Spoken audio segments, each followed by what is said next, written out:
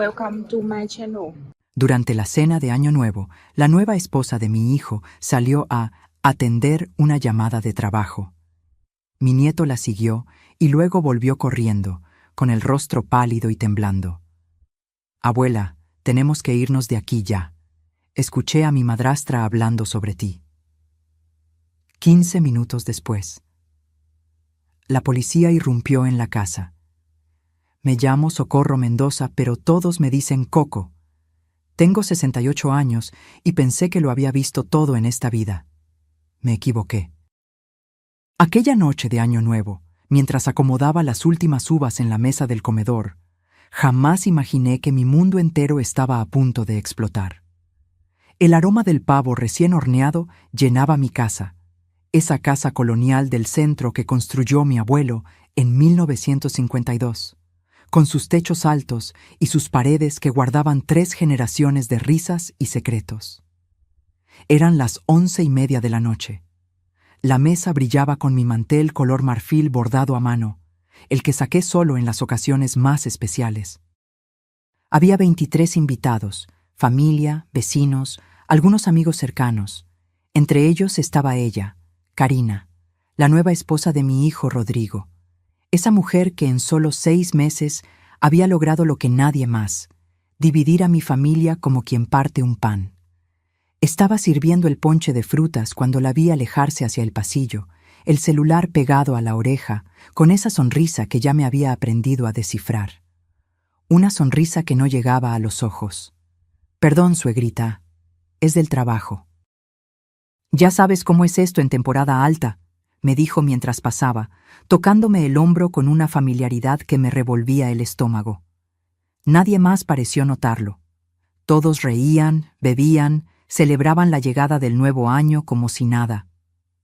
Pero yo sí noté algo más. Mi nieto Matías, de apenas 13 años, la siguió con la mirada. Y luego, en silencio, se levantó de la mesa.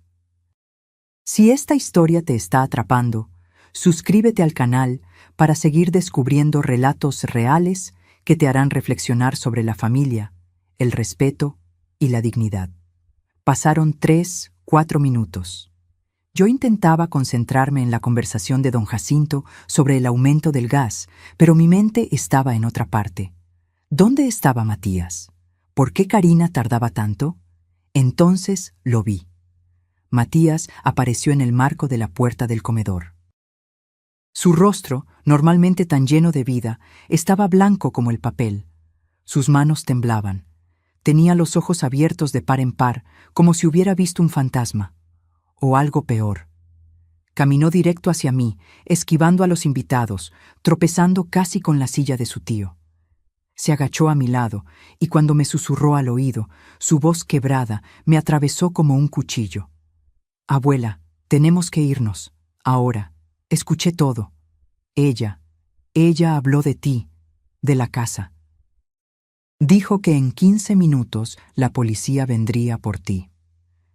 El mundo se detuvo. El ruido de la fiesta se convirtió en un zumbido lejano. Sentí que mi corazón dejaba de latir por un segundo completo. La cuchara que sostenía cayó al plato con un ruido metálico que nadie más pareció escuchar. «¿Qué dijiste?», logré articular, aunque mi voz sonó como la de otra persona. «La policía, abuela, viene por ti». Karina dijo por teléfono. «Ya casi está todo listo. La vieja no sospecha nada. En 15 minutos la tendremos fuera de aquí». «Abuela, ¿qué hiciste? ¿Por qué te busca la policía?». La pregunta de Matías me golpeó con una fuerza devastadora. ¿Qué había hecho? Nada, absolutamente nada. Y precisamente ese era el problema. No había hecho nada mientras esa mujer tejía su red alrededor de mi vida, de mi familia, de todo lo que amaba. Miré hacia el pasillo. Karina acababa de regresar, guardando el teléfono en el bolsillo de su vestido color vino. Me miró directamente y me sonrió. Una sonrisa victoriosa. Una sonrisa que decía, «Gané». En ese instante, con 15 minutos en el reloj y 20 y tantos testigos inconscientes de lo que estaba por suceder, tuve que tomar la decisión más importante de mi vida. ¿Huir de mi propia casa en Nochevieja como una criminal? ¿O quedarme y enfrentar lo que fuera que esta mujer había planeado contra mí? Miré a mi nieto. Sus ojos suplicaban que huyéramos. Miré mi casa, cada rincón que conocía de memoria. Miré a Rodrigo, mi hijo, sentado junto a Karina, ajeno a todo, riendo de algún chiste que alguien acababa de contar. 15 minutos. El reloj de la sala marcaba las 11:35 p.m. A las 11:50 mi vida cambiaría para siempre. Solo que no de la manera que Karina esperaba, porque lo que ella no sabía, lo que nadie sabía en ese momento, es que durante los últimos 3 meses, mientras todos pensaban que yo era una vieja tonta y confundida, yo había estado preparando mi propia jugada. Una jugada que requería paciencia, silencio y el momento perfecto. Y ese momento acababa de llegar. Para entender cómo llegué a esa noche de horror, tengo que retroceder 6 meses, a aquel jueves de junio cuando todo parecía normal, cuando todavía creía que conocía a mi hijo. Era una tarde calurosa, de esas que en la Ciudad de México te hacen buscar la sombra del fresno en el patio. Yo estaba en mi taller de costura, un cuarto lleno de luz en la parte trasera de la casa, terminando un vestido de quinceañera para la nieta de don Jacinto. El ventilador giraba perezoso sobre mi cabeza, moviendo apenas el aire pesado. Llevaba 8 años viviendo sola, 8 años desde que mi Ernesto se fue, dejándome esta casa enorme y un vacío que algunos días todavía me costaba respirar. Pero había aprendido a vivir con ese vacío, a llenarlo con mis costuras, mis plantas del patio, las visitas de Matías cada fin de semana y las tardes de canasta con Leticia y las vecinas. Mi casa valía aproximadamente 4,5 millones de pesos, según me había dicho un tasador el año anterior.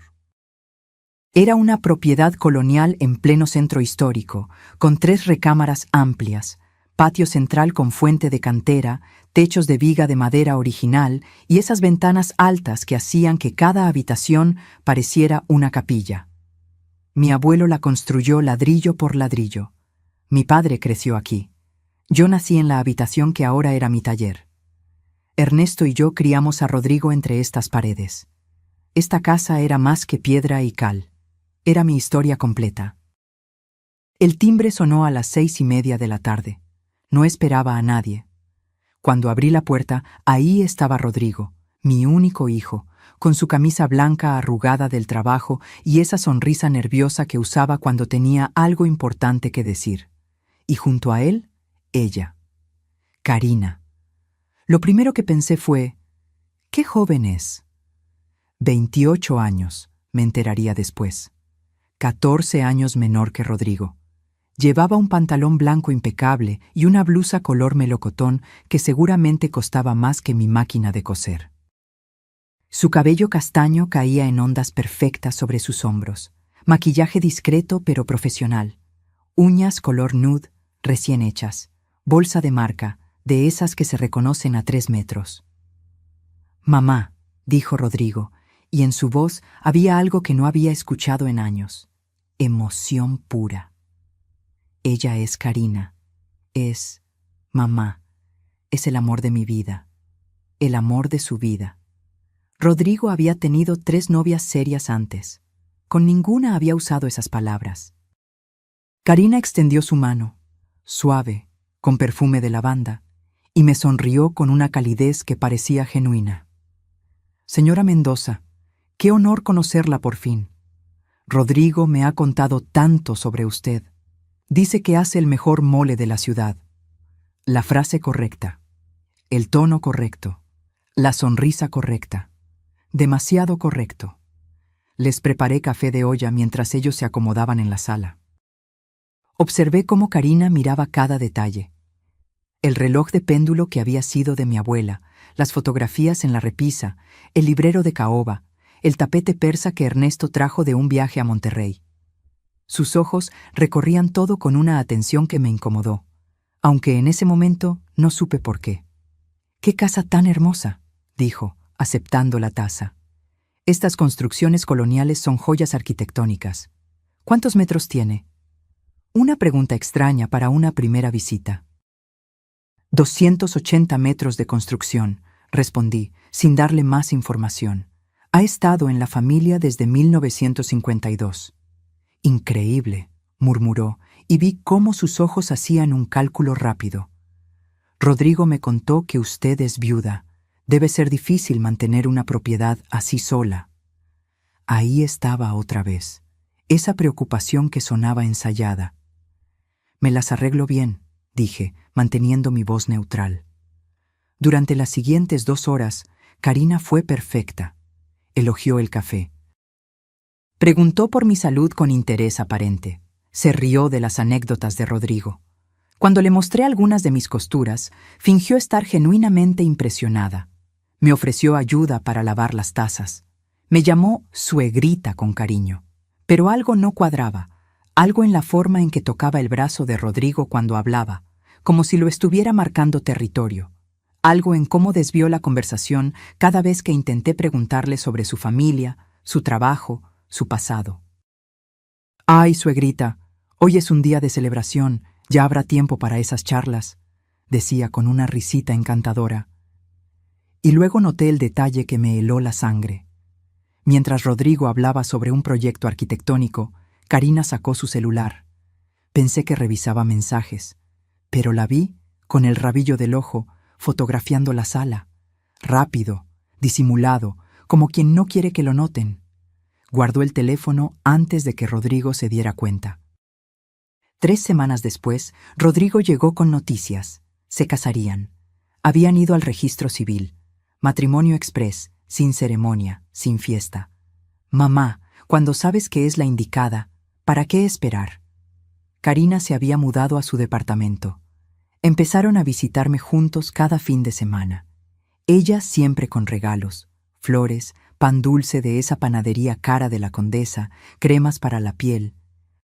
Siempre con preguntas sobre el terreno que tenía en Cuernavaca que mi padre me heredó, sobre mis cuentas bancarias, sobre si tenía testamento. Es que me preocupo por usted, suegrita. A nuestra edad hay que tener todo en orden. Nuestra edad. Yo tenía 68, ella 28. Una tarde, mientras preparaba limonada en la cocina, la escuché hablar por teléfono en el patio. Decía algo sobre valuación y documentos y abogado de confianza.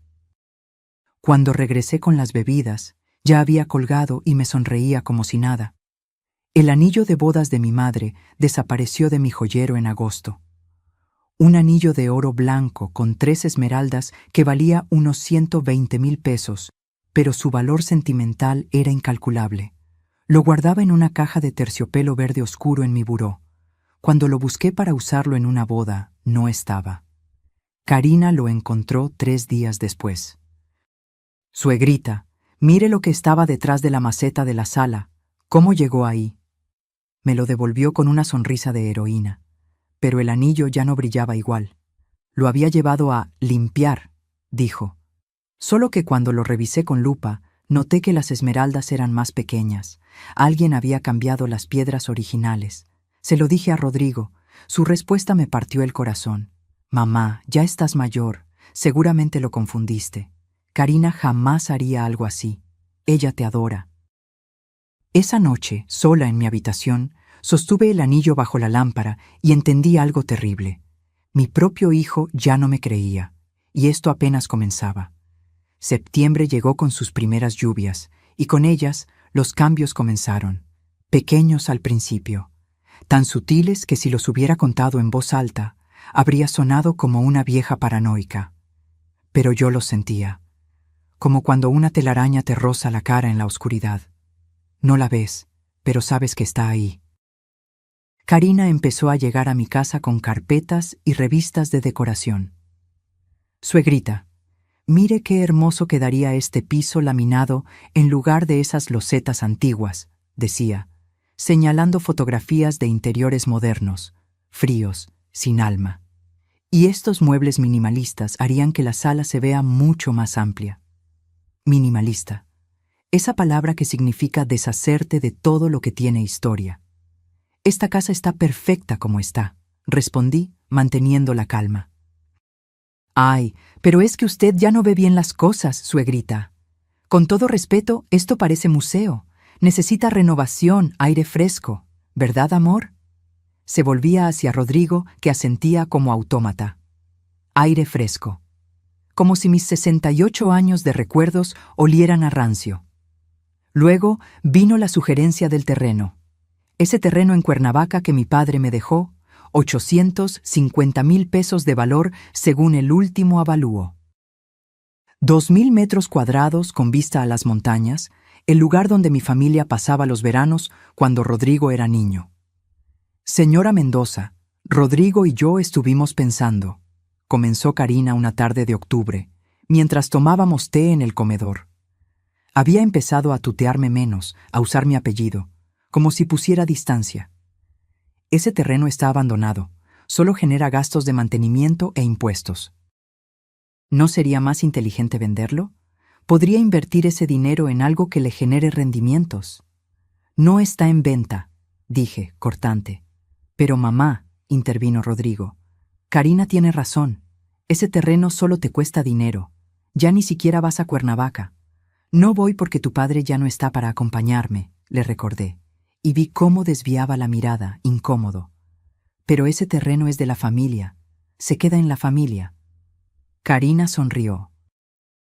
Esa sonrisa condescendiente que ya empezaba a conocer demasiado bien. Por supuesto, suegrita. Usted sabe lo que hace. Pero la semilla ya estaba plantada. Durante las siguientes semanas, Rodrigo volvió al tema 3 veces más. Siempre con los mismos argumentos, las mismas palabras, como si las hubiera memorizado. En noviembre perdí mi taller. Llegaron un sábado por la mañana sin avisar. Karina traía a 2 hombres con cajas. «Suegrita, tenemos una noticia maravillosa», anunció, entrando directamente a mi espacio sagrado, ese cuarto donde mi máquina de coser cantaba desde hacía 30 años. Voy a trabajar desde casa, y Rodrigo pensó que este cuarto sería perfecto como mi oficina. ¿No es un amor? Me quedé paralizada, con el dedal todavía en el dedo, mirando cómo esos desconocidos empezaban a mover mis cosas. «Esperen», dije, encontrando mi voz. «Este es mi taller. Aquí trabajo». «Ay, pero usted ya casi no cose, suegrita, y yo sí necesito un espacio profesional. No se preocupe, vamos a guardar todo con mucho cuidado en el cuarto de servicio». El cuarto de servicio. Un espacio de 2 por 3 metros, oscuro, donde apenas cabía una escoba. «Rodrigo», me volví hacia mi hijo, «¿tú autorizaste esto?» Él no me miró a los ojos. «Mamá, es solo un cuarto. Además, Karina necesita trabajar. Tú puedes coser en tu habitación si quieres». Algo se rompió dentro de mí en ese momento. No fue dramático, fue silencioso, como cuando una grieta atraviesa un vidrio, imperceptible hasta que todo se hace pedazos. Vi cómo sacaban mi máquina Singer antigua, la que fue de mi abuela, cómo apilaban mis telas en cajas de cartón, cómo borraban 40 años de mi vida en 40 minutos. Karina me tocó el hombro. «No se ponga así, suegrita, es solo un espacio, el cambio es bueno». No respondí de inmediato, solo la miré. Y en ese silencio, entendí que había perdido algo más que una habitación. Había perdido mi lugar en mi propia casa. 2 semanas después, mi álbum de fotografías familiares desapareció. El álbum de pasta de cuero café que contenía fotos de 4 generaciones. El que tenía la única fotografía de mi madre cargándome recién nacida, la de mi boda con Ernesto bajo el arco de rosas blancas, la primera sonrisa de Rodrigo. Lo busqué durante 3 días. Revisé cada cajón, cada repisa, cada rincón. Nada. Hasta que un domingo, limpiando, lo encontré en el closet de Karina. Estaba en una caja, junto con otros objetos míos. El reloj de bolsillo de mi esposo, mis aretes de perlas, un rosario de plata que me regaló mi madrina. La confronté en el pasillo, con el álbum en las manos. «¿Qué hace esto en tu closet?» Karina parpadeó, sorprendida apenas por un segundo. Luego, esa sonrisa. «Ay, suegrita, yo lo guardé ahí por seguridad». Es que usted últimamente anda tan distraída que temo que pierda estas cosas valiosas. Solo las estaba cuidando. No necesito que cuides mis cosas. Pero es que sí necesita, señora Mendoza. Su voz cambió, se endureció apenas. El otro día dejó la estufa encendida y perdió sus lentes 3 veces en una semana. Rodrigo y yo estamos preocupados. Mentiras, todo mentiras, pero dichas con tanta convicción que por un segundo dudé de mí misma. Fui directo con Rodrigo. Le mostré el álbum, le conté sobre las otras cosas. Mamá, Karina solo intenta ayudarte. ¿Ayudarme robándome mis recuerdos? No está robando nada, está cuidándolos porque últimamente estás muy olvidadiza. No estoy olvidadiza, ella está mintiendo. Rodrigo cerró los ojos, como si le doliera escucharme. Mamá, por favor, no hagas esto. Karina te adora. ¿Por qué te empeñas en verla como enemiga? Porque lo es, quise gritar. Porque está robándome todo.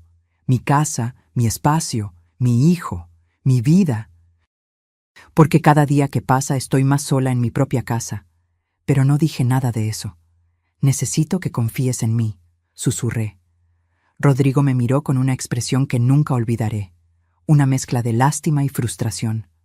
Mamá, yo confío en mi esposa, y me gustaría que tú también lo hicieras. Salió del cuarto, dejándome sola con mi álbum recuperado y la certeza devastadora de que mi hijo ya no estaba de mi lado. Y Karina, en algún lugar de la casa, sonreía.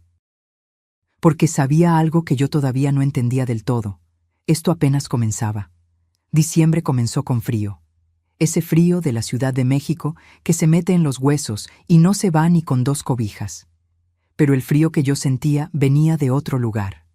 Venía de descubrir que estaba siendo borrada de mi propia vida. Leticia, mi amiga de toda la vida, dejó de venir a tomar café los martes, no porque ella quisiera. Cuando finalmente logré hablarle por teléfono, me dijo algo que me congeló. Coco, he ido 3 veces a tu casa en las últimas 2 semanas. Siempre me abre Karina. Dice que estás descansando, que te sientes mal, que el doctor ordenó reposo. Incluso me mostró unas recetas médicas con tu nombre. ¿Estás enferma y no me lo habías dicho?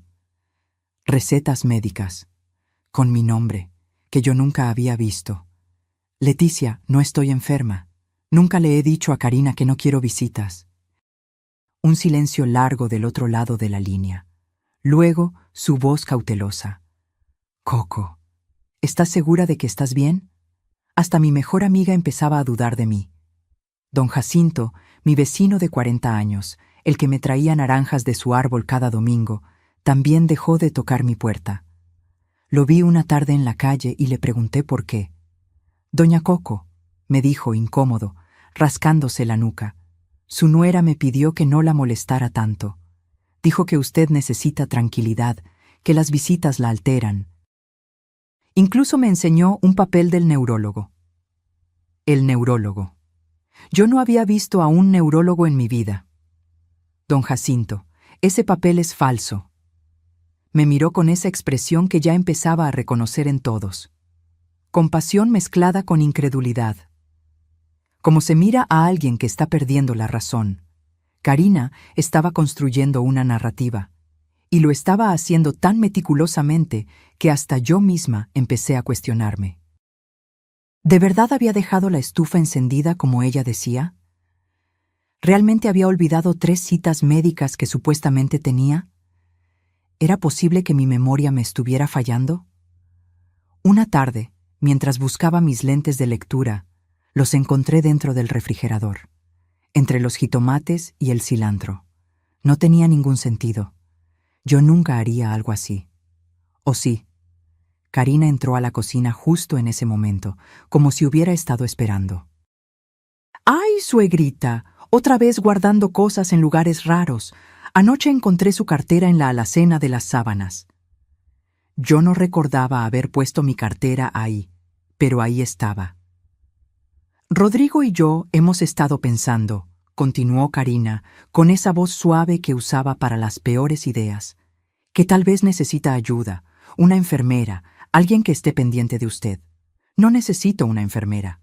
Pero es que sí, señora Mendoza, por su propia seguridad. ¿Qué pasaría si tiene una emergencia y está sola? A su edad, cualquier caída puede ser fatal. A su edad, como si mis 68 años me convirtieran en una inválida. Estoy perfectamente bien. Claro que sí, sonrió, dándome palmaditas en el hombro. Palmaditas, como se le hace a un niño. Pero igual vamos a contratar a alguien, por precaución. 3 días después llegó Estela. Una mujer de unos 50 años, uniformada de blanco, que Karina presentó como su nueva asistente de cuidados. No le pedí opinión, no me consultaron, simplemente llegó. Estela era amable pero firme. Controlaba mis medicinas, vitaminas que Karina había comprado y que yo no necesitaba. Revisaba lo que comía, sugería que descansara cuando yo quería salir al patio. En 2 semanas, mi propia casa se sentía como una prisión con barrotes invisibles. Pero había alguien que sí veía la verdad, alguien que se había dado cuenta de lo que estaba pasando. Matías. Mi nieto empezó a llegar después de la escuela, cuando Karina no estaba. Se saltaba la ruta del camión escolar y caminaba 8 cuadras extra solo para verme. Entraba por la puerta de servicio que daba al callejón, la que Karina todavía no sabía que yo nunca cerraba con llave. «Abuela», me dijo un día, sentado en el piso de mi habitación mientras comíamos galletas de animalitos escondidas. «Mi papá está raro. Hace todo lo que Karina dice.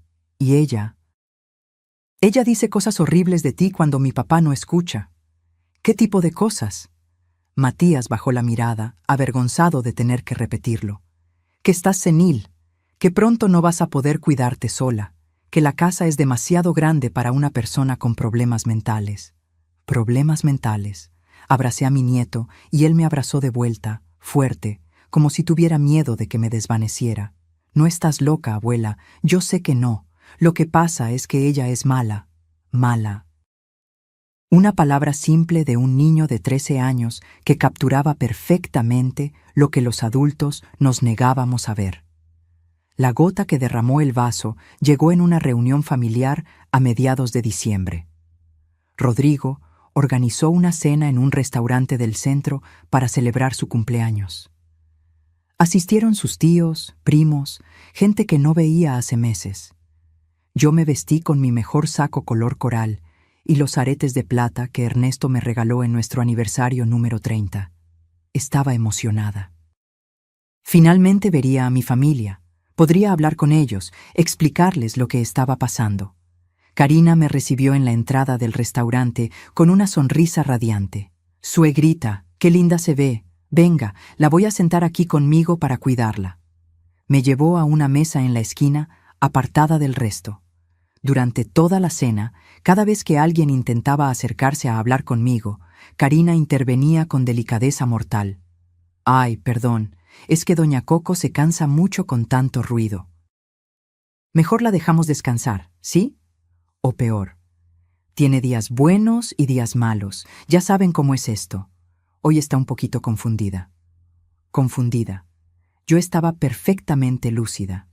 Pero cada vez que intentaba hablar, que intentaba decir algo coherente, Karina me interrumpía o desviaba la conversación. Y vi cómo mi familia me miraba. Con lástima, con compasión, como se mira a alguien que ya no está del todo presente. Mi prima Cecilia me susurró al oído cuando fue al baño. «Coco, qué bendición que Rodrigo encontró a una mujer tan dedicada. Karina me contó todo el trabajo que es cuidarte. Eres muy afortunada de tenerla». Afortunada. Esa noche, de regreso en mi casa, me senté en la oscuridad de mi habitación y lloré. Lloré como no lloraba desde el funeral de Ernesto. Lloré porque estaba perdiendo todo: mi dignidad, mi autonomía, mi familia, mi cordura. Me estaban pintando como una anciana senil. Y lo peor de todo era que lo estaban haciendo tan bien que hasta mis seres queridos les creían. Solo Matías seguía viniendo. Solo él seguía creyéndome. Pero un niño de 13 años no podía salvarme de esto. Necesitaba hacer algo. Necesitaba un plan. Lo que no sabía todavía era que Karina también tenía un plan. Uno mucho más grande de lo que yo imaginaba. y estaba a punto de ejecutarlo. El 18 de diciembre, 3 días antes del solsticio de invierno, Karina ejecutó su movimiento definitivo. Llegó a media mañana con un hombre de traje gris marengo y portafolio de piel. Se presentó como el licenciado Germán Villalobos, notario público número 47. Traía una sonrisa profesional y ojos que no sonreían. «Señora Mendoza, es un placer conocerla», dijo, estrechando mi mano con firmeza calculada. «Su hijo Rodrigo me ha contratado para ayudarles con unos asuntos legales muy importantes. Asuntos que protegerán su patrimonio y su futuro». Rodrigo estaba ahí también, sentado en mi sala como si fuera su propio living. Vestía camisa celeste y pantalón de vestir. Tenía esa expresión seria que usaba cuando quería parecer responsable. «Mamá, siéntate por favor. Esto es importante». Me senté en el sillón que había sido de mi abuela, ese de respaldo alto tapizado en terciopelo verde olivo. Sentí el frío de la tela atravesando mi blusa de algodón.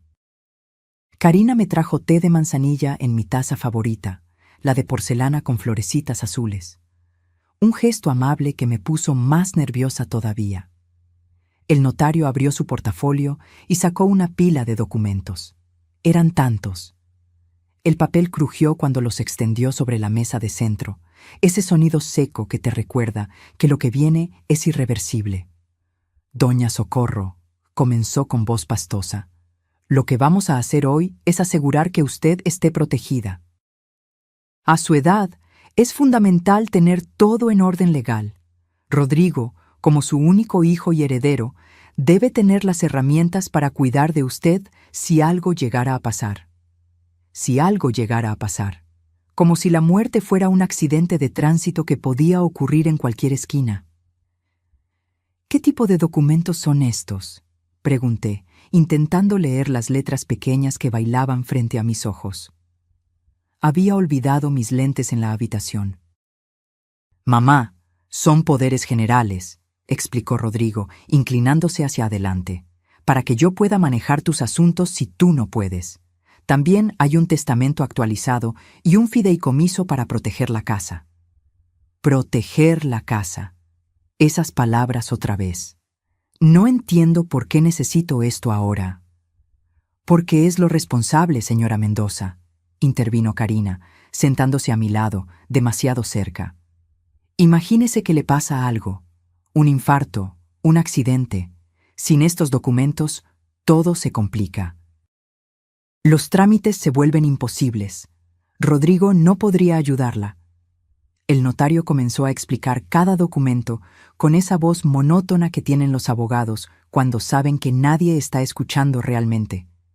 Habló de poderes irrevocables, de administración de bienes, de tutela, de representación legal. Las palabras se mezclaban en mi cabeza como arena movediza. «Básicamente», resumió, «usted le otorga a su hijo Rodrigo la facultad de administrar todos sus bienes, la casa, el terreno de Cuernavaca, sus cuentas bancarias. Él tomará las decisiones financieras y legales que sean necesarias para su bienestar. Todas las decisiones. Mi casa, mi terreno, mi dinero. Pero yo puedo tomar mis propias decisiones», dije, sintiendo cómo mi voz sonaba pequeña, como la de una niña asustada. «Claro que sí, mamá. Esto es solo por precaución». Rodrigo me puso una mano en el hombro, una mano que se suponía debía consolarme pero que pesaba como plomo. Karina acercó una pluma dorada. «Suegrita, confíe en su hijo. Él solo quiere lo mejor para usted». Miré los documentos. 20, 30 páginas de letra minúscula. Cláusulas, subcláusulas, términos legales que nunca había visto. Mi cabeza comenzó a doler. Esa punzada detrás de los ojos que me avisaba que estaba a punto de llorar. «¿Puedo leerlos con calma? ¿Llevarlos a revisar con otro abogado?». El silencio que siguió fue denso como el lodo. «Mamá», la voz de Rodrigo se endureció apenas, «¿no confías en mí?». Esa pregunta, esa maldita pregunta que no tenía respuesta correcta. «No es eso, hijo. Es que son muchas cosas y yo...». El licenciado Villalobos nos está haciendo un favor viniendo hasta acá, interrumpió Karina. Es un hombre muy ocupado. Si lo dejamos para después, tendremos que esperar semanas para otra cita. Y usted sabe que en estas fechas todo se complica. Presión. Sentía la presión cerrándose alrededor de mi garganta como un collar demasiado apretado. Además, agregó el notario, todo esto es estándar. Lo hacen miles de familias. Es simplemente ordenar su patrimonio de manera inteligente. Rodrigo me miró con esos ojos que conocía desde que era un bebé. Esos ojos que alguna vez me miraron con amor puro. Mamá, por favor, hazlo por mí. Para que yo pueda dormir tranquilo sabiendo que estás protegida. Y firmé. Firmé porque estaba cansada, porque mi hijo me lo pedía, porque Karina me sonreía con esa dulzura venenosa, porque el notario tamborileaba sus dedos sobre el portafolio como diciendo, apúrese, porque no quería parecer una vieja terca y paranoica. Firmé cada página que me indicaron. 10, 15 firmas. Mi nombre una y otra vez, Socorro Mendoza Ruiz. Una rúbrica que se fue haciendo más temblorosa con cada papel. Cuando terminé, el notario recogió todo con eficiencia militar. Perfecto. En 3 días hábiles, todo estará registrado y legalizado. Se fueron 1 hora después. Rodrigo me besó la frente. Gracias, mamá. Hiciste lo correcto. Karina me abrazó, y en ese abrazo sentí su victoria. Descanse, suegrita. Todo va a estar bien ahora. Esa noche, Matías llegó por la puerta de servicio como siempre, pero venía con el rostro descompuesto. Abuela, susurró cerrando la puerta de mi habitación. Los escuché. Karina y mi papá. Estaban en el carro. Pensaron que yo no oía porque tenía los audífonos puestos, pero no estaba escuchando música. ¿Qué dijeron, mi amor? Karina le dijo a mi papá. Ya está, firmó todo. Ahora tenemos control total. En menos de 2 meses podemos empezar con el siguiente paso. Matías tragó saliva. Y mi papá le contestó. Sigues siendo una genio, amor. Valió la pena esperar. Sentí que el piso se abría bajo mis pies. ¿Siguiente paso? Repetí como una idiota. ¿Qué siguiente paso? No sé, abuela, pero Karina se reía como una villana de película. Esa madrugada no dormí. A las 6 de la mañana, cuando el cielo apenas empezaba a clarear, llamé a Rodrigo. Necesitaba hablar con él. Necesitaba que me explicara qué había firmado realmente. Karina contestó su teléfono. Buenos días, suegrita. Rodrigo salió de viaje. Un proyecto urgente en Monterrey. Estará fuera 2 semanas. 2 semanas. Justo ahora. ¿Dejó los documentos que firmé? Necesito revisarlos. Ah, no. El notario se llevó todo. Son documentos oficiales. Ya están en proceso de registro. ¿Para qué los necesita? Para leerlos con calma. Una pausa. Luego, esa risa cristalina. Ay, suegrita, pero si ya los firmó, ya no puede cambiar nada. Descanse, no se preocupe por esas cosas. Rodrigo se encarga de todo ahora. Colgó. Me quedé ahí, sentada en la oscuridad de mi habitación, sosteniendo el teléfono muerto, entendiendo finalmente la verdad completa. Acababa de entregarle mi vida entera a una serpiente, y mi propio hijo había abierto la puerta para que entrara. Pasé 3 días en una niebla de miedo y confusión. 3 días intentando recordar qué exactamente había firmado, qué palabras había leído entre esas páginas interminables. Pero mi memoria era como agua entre los dedos. El 4.º día, don Jacinto tocó mi puerta a las 7 de la mañana. Estaba pálido, sudando a pesar del frío decembrino. Traía su gorra de siempre apretada entre las manos, como si fuera un salvavidas. Doña Coco, perdone que venga tan temprano, susurró, mirando hacia ambos lados del pasillo como un conspirador. Pero necesito contarle algo. No puedo quedarme callado. Lo hice pasar a la cocina. Le preparé café mientras él se retorcía las manos, nervioso, buscando las palabras. Ayer la vi. a su nuera, en el café La Parroquia, ese de la esquina con Insurgentes. ¿Y? Mi corazón ya empezaba a acelerarse. Estaba con un hombre, no su hijo, otro hombre de traje, con un maletín. Revisaban papeles sobre la mesa, y doña Coco se inclinó hacia adelante, bajando más la voz. Escuché parte de la conversación. Hablaban de su casa, de evaluaciones, de plazos. El hombre dijo algo sobre, en cuanto se registren los poderes, podemos proceder con la venta. La taza que sostenía tembló en mis manos. ¿Venta? ¿De qué venta hablaban?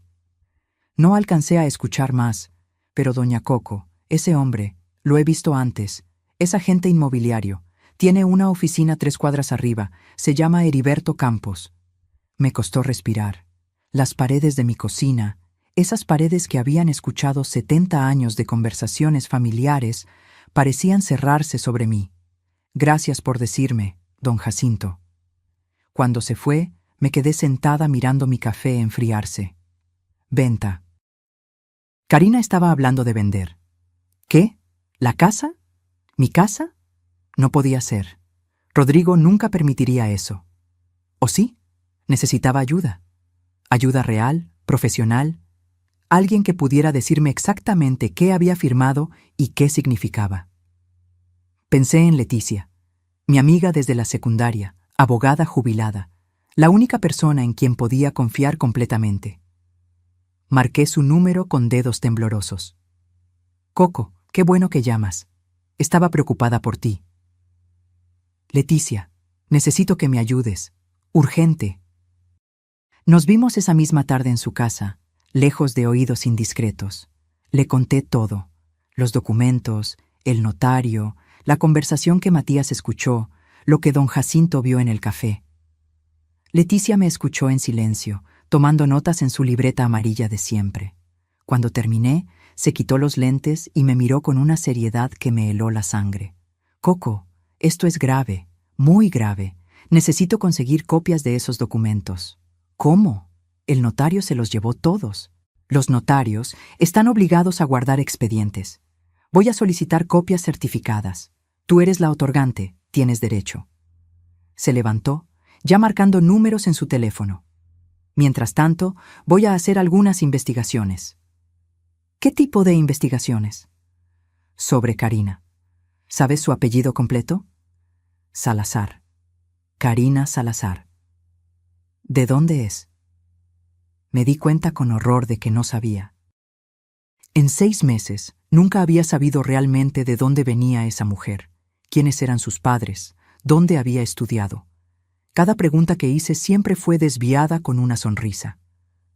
No lo sé, admití, sintiendo cómo la vergüenza me quemaba las mejillas.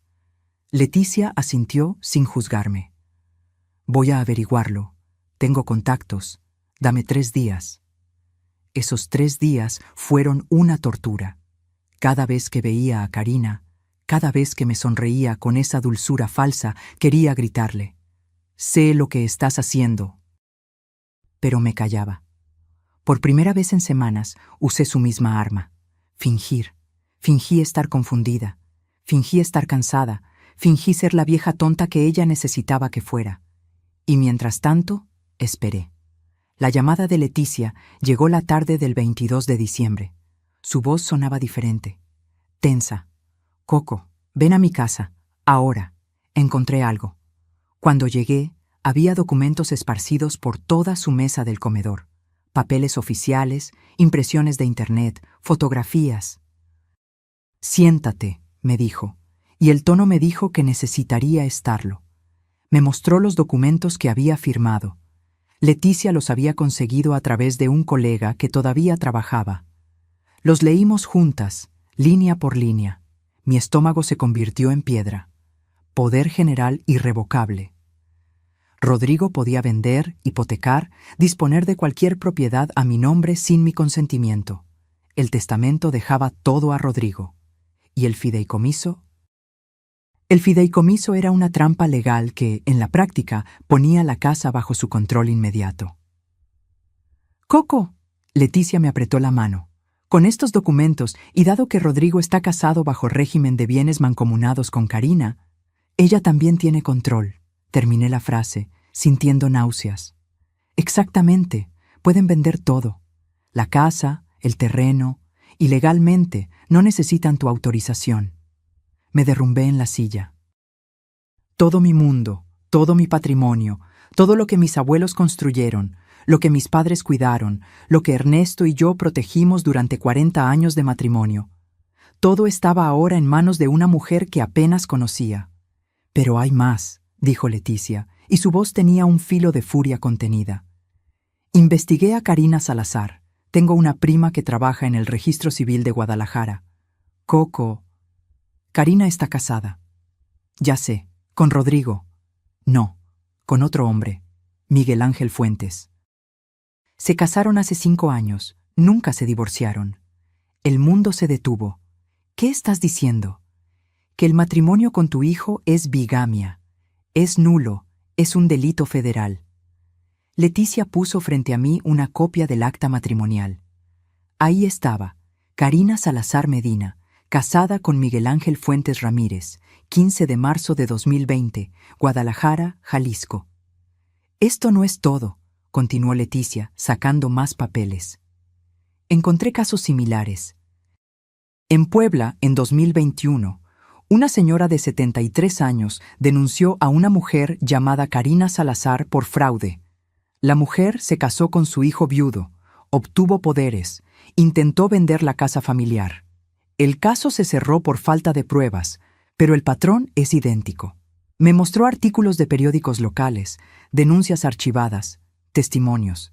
En Querétaro, 2022, lo mismo. Otra familia, otro hijo vulnerable, otra viuda despojada casi de su patrimonio. En total, encontré 4 casos en 3 estados diferentes. ¿Y nadie la ha detenido? Cambia de nombre ligeramente, usa documentos falsos, se mueve rápido. Para cuando las autoridades reaccionan, ya desapareció con el dinero. Leticia me miró directo a los ojos. Coco, no eres paranoica. No estás loca. Eres la víctima de una estafa elaborada. Y tu hijo es su cómplice, consciente o no. Las lágrimas vinieron entonces. Todas las que había contenido durante meses salieron en oleadas. Lloré por mi hijo, hipnotizado por esa víbora. Lloré por mi casa, por mi dignidad robada. Lloré por ser tan ingenua, tan confiada. Leticia me abrazó mientras sollozaba. Todavía podemos hacer algo, pero necesitamos pruebas sólidas. Necesitamos evidencia que ate a Karina directamente al fraude. ¿Cómo? Tengo una sobrina, Miranda. Es abogada especialista en fraudes familiares en Ciudad de México. De las mejores. Podemos consultarla. Esa noche volví a mi casa con un objetivo claro por primera vez en meses. Iba a detenerla. No sabía cómo todavía, pero iba a recuperar mi vida, aunque tuviera que convertirme en algo que nunca había sido, aunque tuviera que jugar tan sucio como ella. Pasaron 3 semanas desde que Leticia me mostró la verdad. 3 semanas en las que no hablé con Rodrigo, quien seguía de viaje. 3 semanas planificando en silencio con Miranda, la sobrina abogada. Pero Karina se movió más rápido. El 15 de enero amaneció gris. Uno de esos días en que el cielo de la Ciudad de México se carga de nubes bajas que parecen aplastar la ciudad. Yo estaba preparando avena en la estufa cuando escuché los golpes en la puerta. No era un toque normal. Era el sonido de autoridad.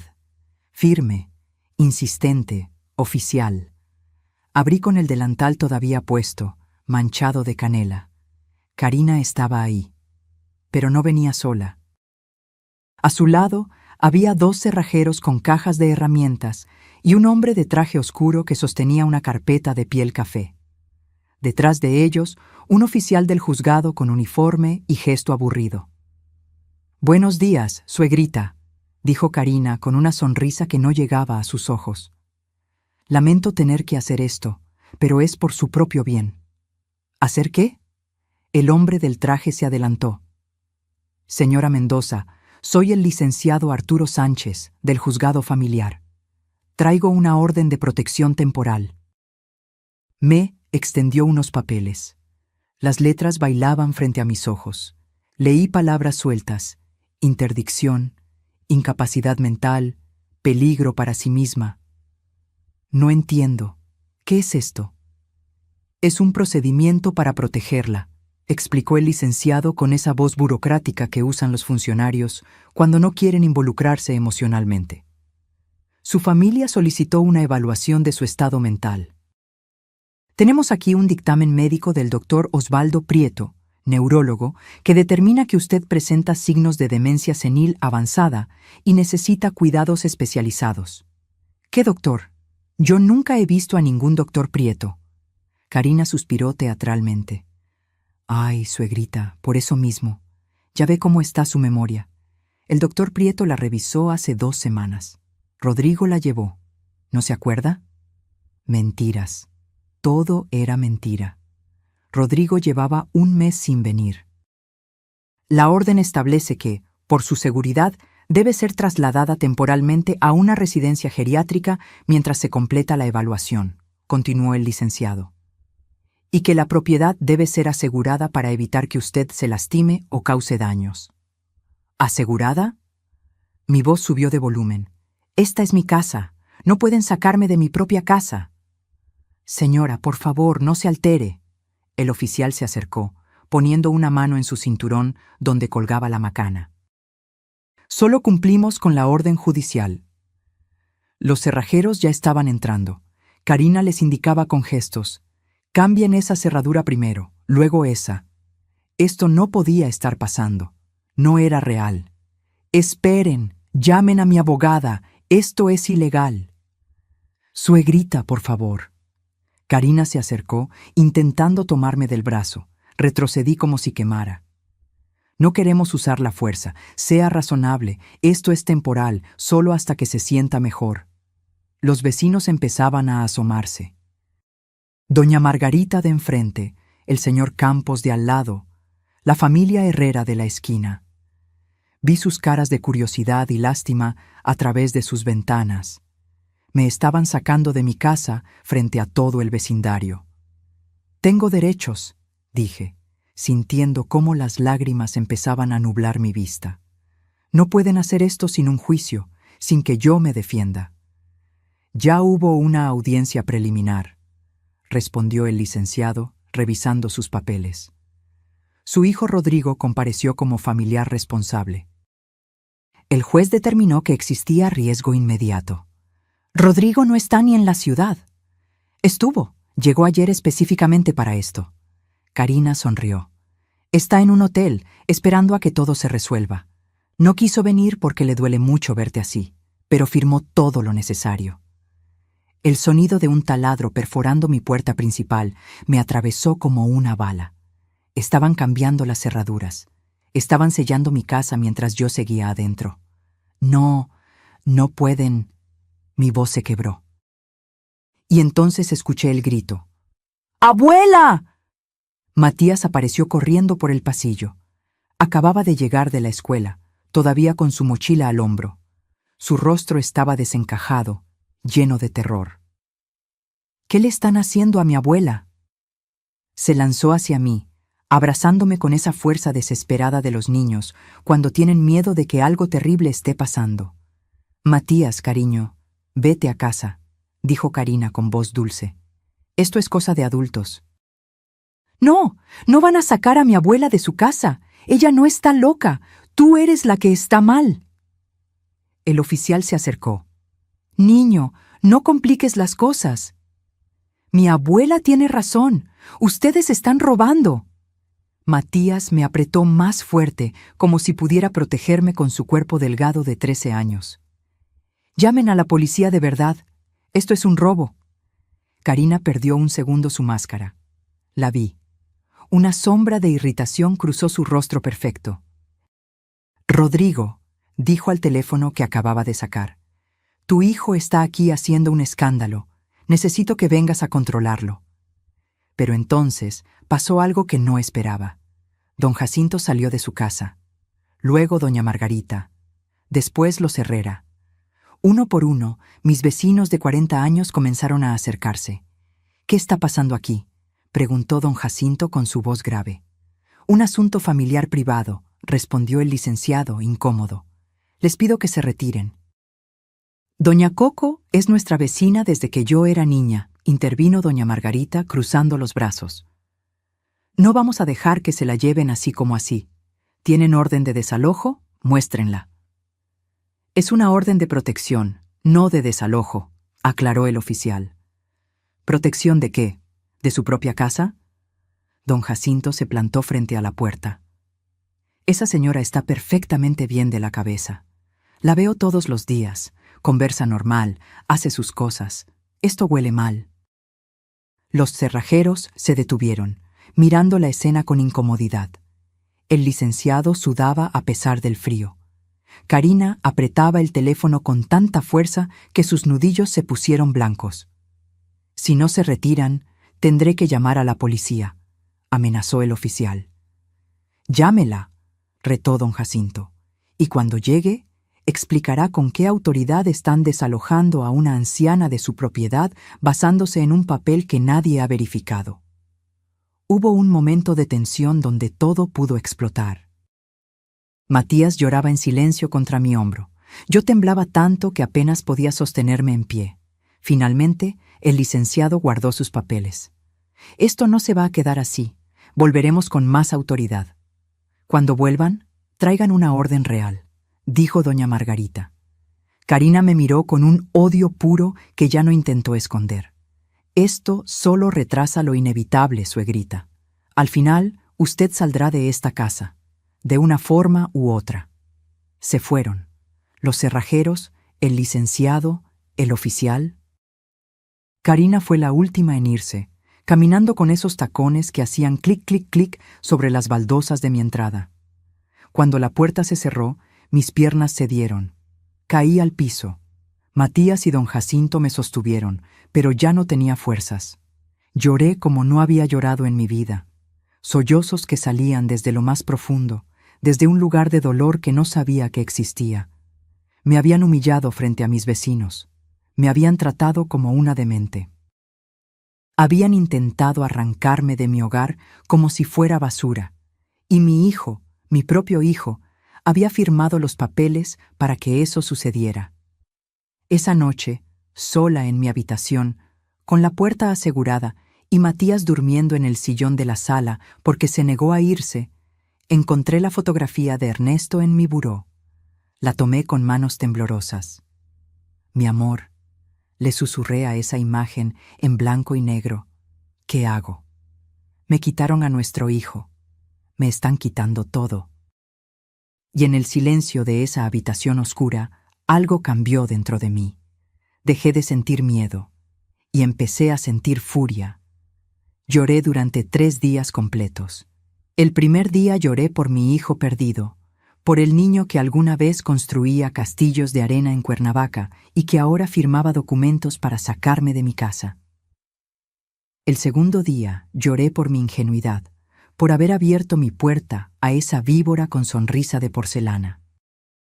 El tercer día lloré por todas las veces que me había tragado mis palabras, que había agachado la cabeza, que había permitido que me trataran como si fuera invisible. Pero al cuarto día dejé de llorar. Me levanté antes del amanecer. Me bañé con agua fría, de esas duchas que te despiertan hasta el alma. Me vestí con mi pantalón de mezclilla favorito y mi blusa color mostaza, la que Ernesto decía que me hacía ver poderosa. Me trencé el cabello como lo hacía mi abuela, firme, sin un mechón fuera de lugar. Me paré frente al espejo del baño y me miré realmente, sin piedad, sin excusas. Vi a una mujer de 68 años que había sobrevivido a pobreza, a la muerte de sus padres, a 40 años de matrimonio con sus altos y bajos, a la viudez, a la soledad. Una mujer que había cosido durante décadas, que había levantado un hijo sola cuando Ernesto trabajaba turnos dobles, que había administrado una casa y un negocio sin ayuda de nadie.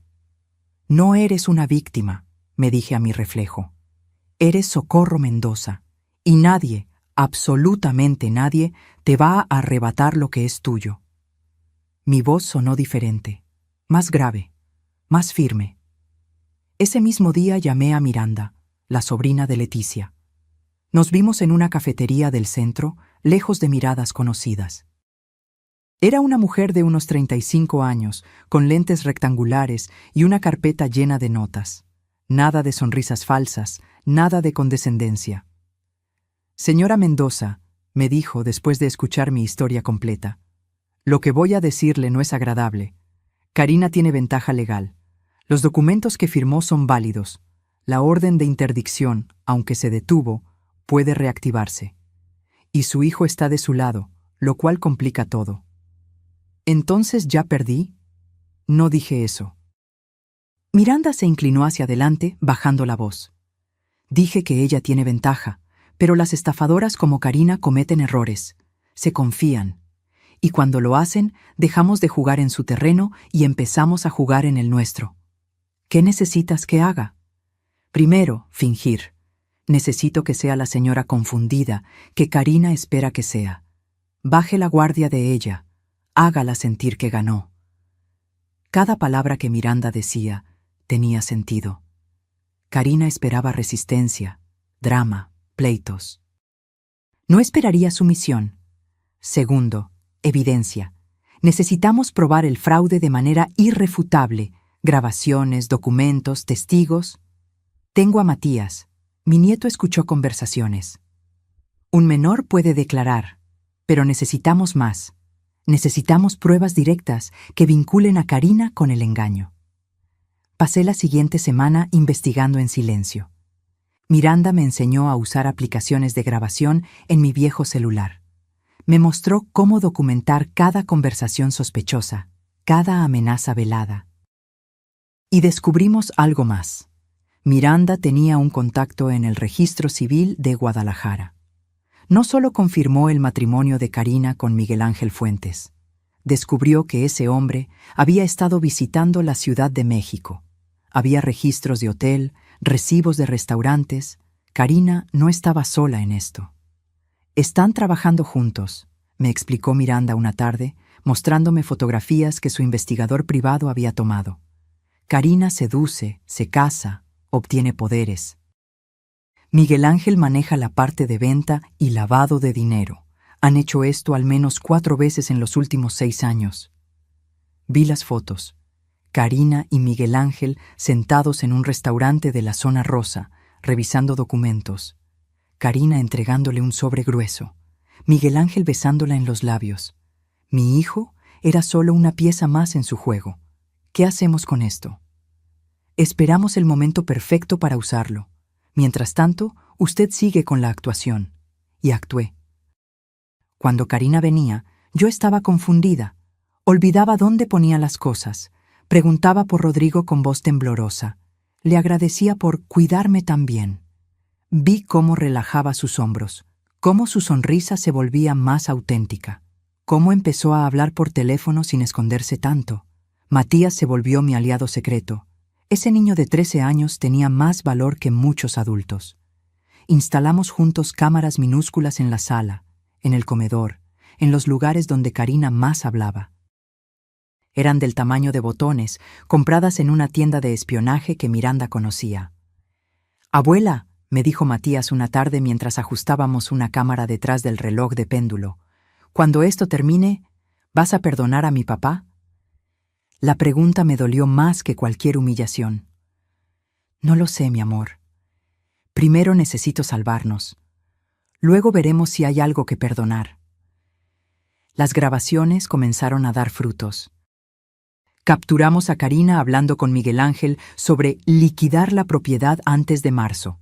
Grabamos su conversación con un notario corrupto sobre acelerar el registro de escrituras. Documentamos cada mentira, cada manipulación, pero necesitábamos algo más, algo definitivo, algo que no dejara duda alguna de sus intenciones criminales. Y entonces, Karina misma nos dio la oportunidad. Una tarde de mediados de febrero me anunció con esa alegría falsa: «Suegrita, ¿qué le parece si hacemos una cena de Año Nuevo tardía? una celebración familiar para empezar bien este año. Invitamos a todos, tíos, primos, vecinos. Demostramos que somos una familia unida. Una familia unida. Las palabras me dieron náuseas, pero entendí inmediatamente lo que Miranda me había enseñado a ver. Esto era su jugada final. Una exhibición pública de su cuidado hacia mí antes del golpe definitivo. «Me parece hermoso», respondí con voz de abuela agradecida. «Hace tanto que no tenemos una fiesta en casa». Karina sonrió victoriosa. «Déjemelo todo a mí. Usted solo disfrute». Cuando se fue, llamé a Miranda.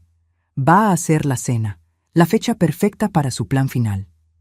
«Entonces será la fecha perfecta para el nuestro», respondió Miranda. «Señora Mendoza, ¿está lista para terminar esto?» Miré por la ventana de mi sala. Mi casa, bañada en la luz dorada del atardecer. Las paredes que conocían cada secreto de mi familia. El piso que había visto crecer a 3 generaciones. «Más que lista», dije, «estoy hambrienta». Porque había descubierto algo sobre mí misma durante esas semanas de fingir debilidad. No era débil. Nunca lo había sido. Solo había estado dormida. Y ahora estaba completamente despierta. La cena de Año Nuevo se fijó para el 29 de diciembre. Una fecha tardía, pero Karina insistió. «Para que todos se recuperen de las fiestas pasadas, suegrita. Será nuestra propia celebración. Nuestra. Como si alguna vez hubiéramos sido un equipo. Tenía menos de 3 semanas para preparar la trampa perfecta. 3 semanas para convertir su momento de triunfo en su caída más estrepitosa. Miranda llegó a mi casa disfrazada de técnica de internet. Llevaba overol azul marino y una caja de herramientas real. Karina no estaba. Había ido a hacer compras para la fiesta. «Tenemos ventanas de 2 horas cuando ella sale», me dijo Miranda mientras instalaba equipos más sofisticados. «Vamos a cubrir cada ángulo». Instalamos micrófonos direccionales en las lámparas del comedor, cámaras de alta definición dentro de los marcos de fotos de la sala. Un sistema de grabación continua que se activaba con movimiento. Todo conectado a un servidor en la nube que solo Miranda y yo podíamos acceder. «Si estornuda en esta casa, lo vamos a tener grabado», dijo con una sonrisa feroz. Pero necesitábamos más que grabaciones. Necesitábamos que Karina se incriminara completamente. Y para eso necesitábamos saber exactamente cuál era su plan. La respuesta llegó 4 días después. Matías vino corriendo una tarde, con el rostro rojo del esfuerzo. Había corrido las 8 cuadras desde su escuela sin parar. «Abuela, lo tengo todo». Había hecho algo increíblemente arriesgado y extraordinariamente inteligente. Sabiendo que Karina guardaba su laptop en mi antigua oficina, había instalado un programa espía cuando ella fue al baño. Un programa que Miranda le había dado, que copiaba todos los correos y documentos. «Matías, eso fue peligroso», le dije, aunque mi corazón se hinchaba de orgullo. «Tú dijiste que a veces hay que arriesgar para ganar, abuela». Revisamos los archivos esa misma noche. Miranda vino en persona, y lo que encontramos nos heló la sangre. Karina tenía un comprador, un desarrollador inmobiliario llamado Heriberto Campos, el mismo que don Jacinto había visto. El precio, 4.200.000 pesos, 300.000 pesos por debajo del valor real. Suficiente descuento para tentarlo, suficiente dinero para desaparecer cómodamente. Pero había más. Correos entre Karina y Miguel Ángel Fuentes, planificando cada detalle. «En cuanto tengamos la escritura transferida, vendemos. Dividimos 60-40 como siempre. Ella nunca sabrá qué pasó hasta que sea tarde». «¿Y Rodrigo?» «Rodrigo es un idiota enamorado. Para cuando despierte ya estaremos en Cancún. Con su parte puede consolarse». Su parte. Le iban a dar una miseria a mi hijo y desaparecer con el resto. Otro correo, más reciente, detallaba el plan completo. Después de la cena del 29, presentamos la declaración final de incapacidad. El juez Morales ya está arreglado. Le dimos 150.000. El 2 de enero firma la interdicción definitiva. El 5 de enero transferimos la escritura. El 10 cerramos la venta. El 15 estamos fuera del país. Tenían cada paso calculado, juez corrupto incluido. Esto es oro, dijo Miranda, copiando todo en múltiples dispositivos. Con esto podemos no solo detenerla, sino meterla a la cárcel por años. Bigamia, fraude, falsificación de documentos, soborno a funcionario público. ¿Pero cómo usamos esto sin que escape? Miranda sonrió. Esa sonrisa que me recordó que no era solo una abogada cualquiera, era una cazadora. Le damos exactamente lo que quiere, la cena perfecta frente a todos los testigos, y cuando se sienta más segura, más victoriosa, ahí es cuando mostramos las cartas. Pasamos los siguientes días refinando cada detalle. Miranda contactó a un fiscal de su confianza, alguien que no estaba en la nómina de Karina. Le mostró las pruebas preliminares. El fiscal se mostró muy interesado. «Necesito que la atrapen en flagrancia», dijo. «Con las grabaciones y documentos es suficiente para una orden, pero si logramos que confiese directamente sus intenciones fraudulentas frente a testigos, el caso se vuelve hermético. Entonces diseñamos la trampa dentro de la trampa. Yo actuaría mi papel de abuela confundida durante la cena. Karina se confiaría. En algún momento saldría a hacer esa llamada que siempre hacía, pensando que nadie la escuchaba. Pero Matías la seguiría. Y grabaría todo con el teléfono que Miranda le había dado, uno con audio de calidad profesional. «¿Y si sospecha?», preguntó Matías, nervioso pero decidido. «No va a sospechar de un niño», respondió Miranda. «Los criminales nunca sospechan de los niños. Es su mayor error». Le enseñamos a Matías exactamente qué hacer. Seguirla discretamente. Mantener el teléfono grabando en el bolsillo, volver corriendo para avisarme lo que escuchó, en voz alta, frente a testigos. «Necesito que parezca natural», le instruí. Asustado, genuino, como si realmente acabaras de descubrir algo terrible. Matías practicó su actuación durante días. Ese niño tenía un talento innato. Mientras tanto, descubrí algo más revisando las cámaras que ya teníamos instaladas. Karina había estado trayendo cosas de la casa, poco a poco, pensando que no notaría. El juego de té de porcelana alemana de mi abuela, los candelabros de plata del comedor, el reloj de oro de Ernesto. Las iba sacando en su bolsa enorme, casi una maleta, cada vez que venía. Las estaba vendiendo. Encontramos los anuncios en línea. Antigüedades familiares, excelente estado. Por una fracción de su valor real. «Está financiando su escape», dijo Miranda, «juntando efectivo que no pueda rastrearse». Le pedí a Miranda que comprara algunas de esas piezas a través de un intermediario, como evidencia adicional, y porque la idea de recuperarlas me daba una satisfacción oscura. Rodrigo apareció 3 días antes de la cena. No había hablado con él en semanas. Llegó con flores. Rosas amarillas, mis favoritas, como si eso pudiera borrar lo que había hecho. «Mamá», dijo en la entrada, con esa voz de niño arrepentido que usaba cuando hacía algo malo. «Necesitamos hablar».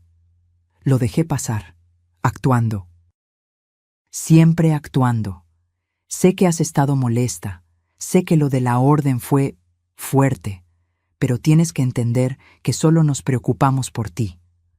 «Lo sé, hijo», dije con voz temblorosa, perfectamente medida. «Karina solo quiere lo mejor para mí». Vi el alivio en su rostro. Qué fácil era engañarlo. Qué rápido creía lo que quería creer. «La cena va a ser hermosa», continuó. «Karina ha trabajado tanto para que sea especial. Para empezar bien el año, como familia». Familia. Esa palabra otra vez. Tan manoseada, tan vacía viniendo de sus labios. «Estoy muy agradecida», mentí, y lo abracé. Sentí cómo se relajaba contra mí. Tengo mucha suerte de tener un hijo que me cuida tanto. Cuando se fue, Miranda estaba en la cocina, escuchando todo por los micrófonos. «Actuación impecable», dijo. «Merece un premio de la Academia». «No es actuación cuando duele», respondí. Y por primera vez desde que empezó todo esto, Miranda me miró con algo más que profesionalismo. Me miró con compasión. Va a doler más antes de que mejore, me advirtió. Cuando todo salga a la luz, Rodrigo va a estar destrozado. Va a saber que su esposa es una estafadora, que su madre lo engañó también para atraparlo, que ha sido un peón en un juego que ni siquiera sabía que existía. Ya lo sé. Me senté en la silla de la cocina, esa donde había pelado 1000 kilos de papas a lo largo de mi vida. Pero prefiero que se rompa ahora y pueda sanar, a que Karina lo destruya completamente. La noche del 28, Miranda hizo una última revisión de todo el equipo. Las cámaras funcionaban perfectamente. Los micrófonos captaban hasta el más mínimo susurro. El fiscal tenía 2 agentes listos para actuar cuando recibiéramos la señal. Mañana, dijo Miranda, guardando sus herramientas. Todo cambia. Mañana, repetí, sintiendo cómo mi corazón latía fuerte contra mis costillas. Recupero mi vida. Esa noche no pude dormir. Me quedé despierta mirando el techo, imaginando cada escenario posible.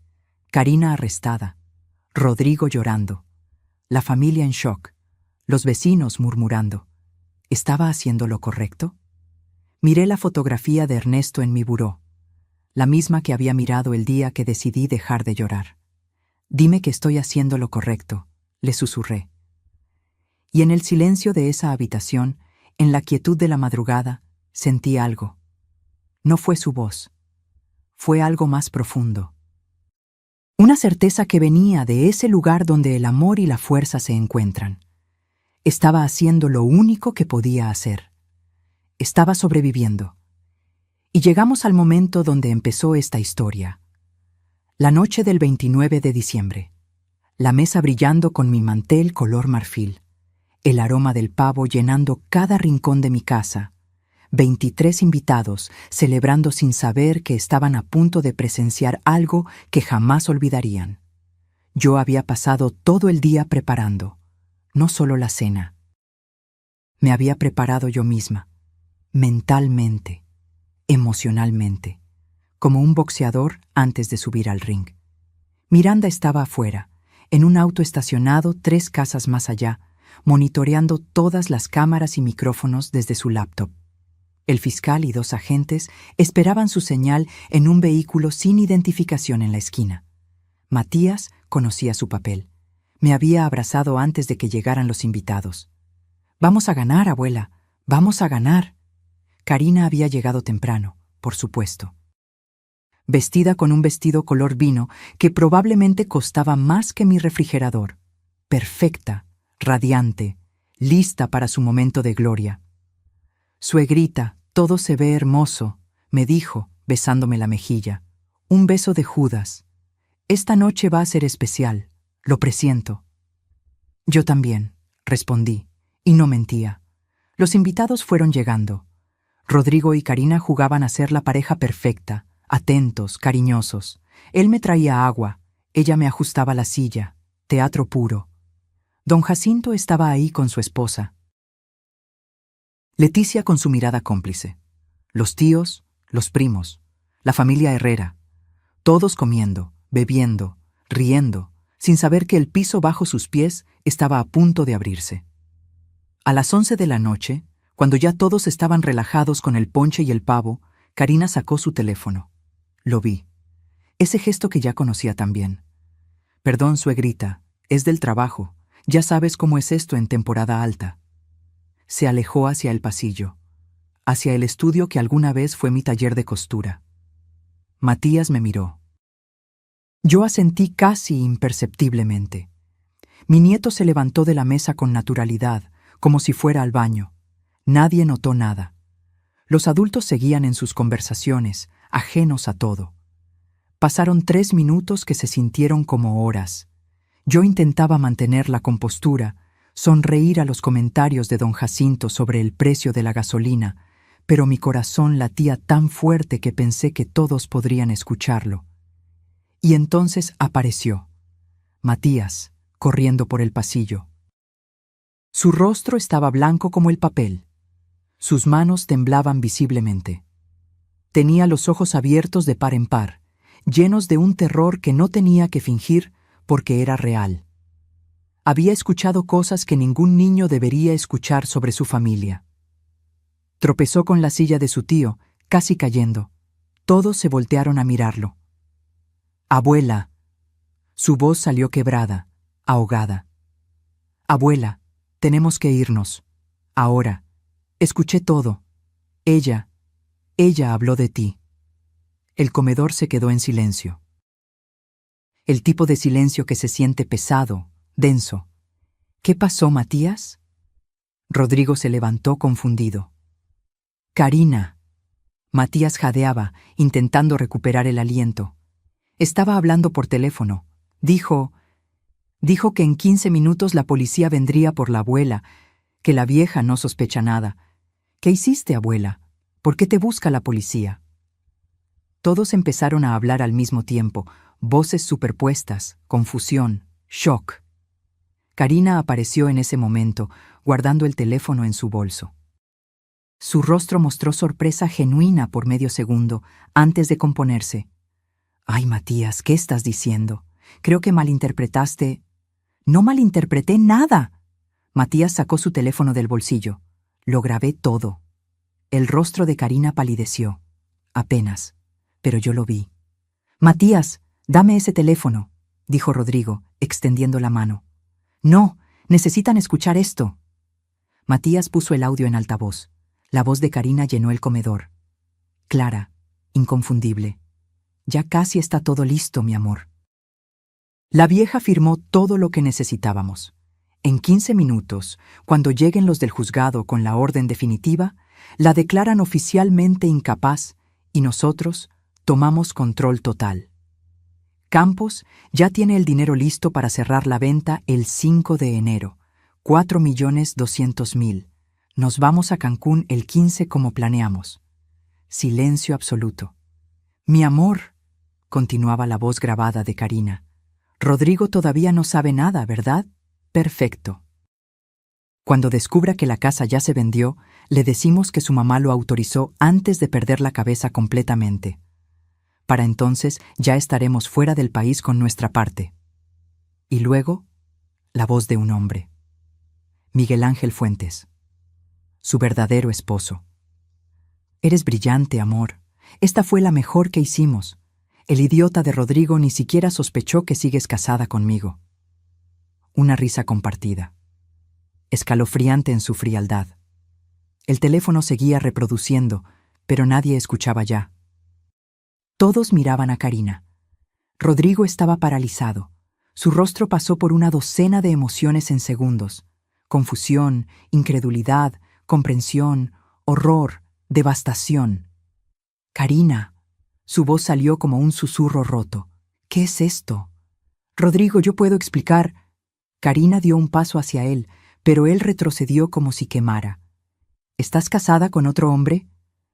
Es complicado». «¿Ibas a vender la casa de mi madre?» Karina miró alrededor. 23 pares de ojos clavados en ella. Todas las salidas bloqueadas por cuerpos y sillas, la trampa cerrada, y entonces hizo lo que hacen los depredadores acorralados. Atacó. «Sí», gritó, y toda su máscara de dulzura se evaporó. «Sí, iba a vender esta maldita casa». ¿Y saben por qué? Porque esta vieja loca ha estado envenenándote contra mí desde el día 1, Rodrigo. Nunca me quiso, nunca me aceptó. «Nunca te quise», dije, levantándome de mi silla, sintiendo cómo cada par de ojos se volvía hacia mí. «Porque desde el primer día supe exactamente qué eras». Saqué mi propio teléfono. Con manos completamente firmes, abrí la carpeta que Miranda y yo habíamos preparado.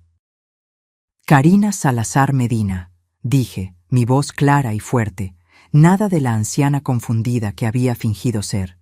«Casada con Miguel Ángel Fuentes Ramírez desde el 15 de marzo de 2020 en Guadalajara, Jalisco. Acusada de fraude patrimonial en Puebla en 2021. Investigada por lo mismo en Querétaro en 2022. Buscada por las autoridades de Jalisco por bigamia y falsificación de documentos. Proyecté las imágenes en la televisión de la sala que tenía preparada. Acta de matrimonio con Miguel Ángel. Fotografías de ellos juntos, correos electrónicos planificando el fraude, recibos de las antigüedades de mi casa que había vendido, todo. Durante meses me hiciste creer que estaba perdiendo la razón. Continué, sintiendo cómo las lágrimas finalmente llegaban, pero ya no eran lágrimas de debilidad. Eran de furia purificada. Me robaste mis objetos, cambiaste las piedras del anillo de mi madre, me aislaste de mis amigos, intentaste quitarme mi casa, mi dignidad, mi cordura. Mamá. Rodrigo estaba llorando, lágrimas silenciosas rodando por su rostro. Mamá, yo no sabía, yo pensé. Pensaste que estaba senil, porque eso era exactamente lo que ella quería que pensaras. Karina empezó a moverse hacia la puerta, pero don Jacinto y 2 primos la bloquearon. No tan rápido, dijo don Jacinto. Y entonces, exactamente a las 11:50, 15 minutos después de la llamada de Karina, sonó el timbre. Pero no eran los del juzgado corrupto. Eran 3 agentes de la policía judicial. Con el fiscal. Y con Miranda, mi abogada guerrera, sosteniendo una carpeta llena de órdenes de arresto. Karina Salazar Medina, dijo el fiscal con voz oficial, queda arrestada por los delitos de bigamia, fraude, falsificación de documentos y tentativa de despojo. Tiene derecho a guardar silencio. Karina intentó correr. Realmente lo intentó, pero no llegó ni a 3 pasos antes de que los agentes la detuvieran. Esto es ilegal. No pueden arrestarme. Rodrigo, ayúdame. Diles que soy tu esposa. Rodrigo la miró, y en su mirada vi algo quebrarse definitivamente. No eres mi esposa, dijo con voz muerta. Nunca lo fuiste. Le pusieron las esposas. El clic del metal cerrándose fue el sonido más satisfactorio que había escuchado en mi vida. Miguel Ángel Fuentes ya está detenido, informó el fiscal. Lo arrestaron hace 2 horas en su hotel. Está cooperando, por cierto. Ya confesó todo. Karina me miró entonces, y en sus ojos vi algo que nunca había visto. Miedo real. ¿Cómo?, susurró. ¿Cómo lo supiste? Me acerqué a ella, lo suficientemente cerca para que solo ella pudiera escuchar mis palabras. Porque subestimaste a una vieja. Pensaste que por tener 68 años era estúpida, que por ser amable era débil, que por amar a mi hijo era ciega. Me enderecé, mirándola desde arriba por primera vez. Aprendiste que la experiencia vence a la astucia barata, que el amor de una madre protege mejor que cualquier documento legal, y que nunca, jamás, debes despertar a una leona que solo quiere cuidar a su manada. Se la llevaron, Karina gritando amenazas, Karina llorando, Karina finalmente mostrando su verdadero rostro, el de una estafadora barata atrapada en su propia trampa. El comedor se quedó en silencio después de que se cerró la puerta. Y entonces Rodrigo cayó de rodillas frente a mí. ¡Mamá! Sollozaba como no lo había visto llorar desde que era niño. Mamá, perdóname, perdóname. Fui un idiota, fui un hijo horrible. Te traicioné. Casi te pierdo todo por... No pudo terminar. El llanto lo quebró completamente. Me arrodillé con él, sintiendo cómo mis rodillas viejas protestaban, pero sin importarme. Hijo, le dije, levantando su rostro para que me mirara. Fuiste engañado por una profesional, por alguien que ha destruido familias durante años. No eres idiota. Eres humano. ¿Podrás perdonarme alguna vez? Miré a mi hijo, mi único hijo, el bebé que había cargado, el niño que había criado, el hombre que casi pierdo. Ya te perdoné, susurré. Pero ahora tú tienes que aprender a perdonarte a ti mismo. Y eso va a tomar tiempo, mucho tiempo. Matías se unió al abrazo, luego Leticia, luego don Jacinto.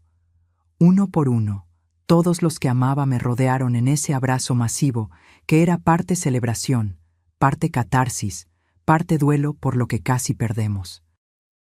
La cena de Año Nuevo nunca se terminó, pero nadie le importó. Porque esa noche no celebramos un año nuevo, celebramos algo mucho más importante, la justicia. Los días que siguieron al arresto fueron un torbellino de declaraciones, abogados y titulares de periódico. Pareja de estafadores desmantelada tras engañar a familias durante años. Leía la primera plana del diario local. Había una fotografía de Karina siendo escoltada por policías, con el rostro cubierto, tan diferente de la mujer perfecta que entró a mi casa 6 meses atrás. Miranda me acompañó a cada audiencia. La primera fue 3 días después del arresto. Karina apareció en el juzgado con un abogado de oficio, porque todo el dinero que había robado ya estaba congelado por orden judicial. Me miró desde el banquillo de los acusados. Ya no había odio en sus ojos. Solo un vacío gris, la mirada de alguien que sabe que perdió.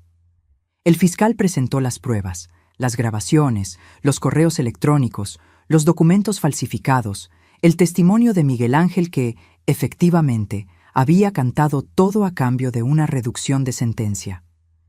Karina Salazar ha operado este esquema en 4 estados diferentes, explicó el fiscal ante el juez.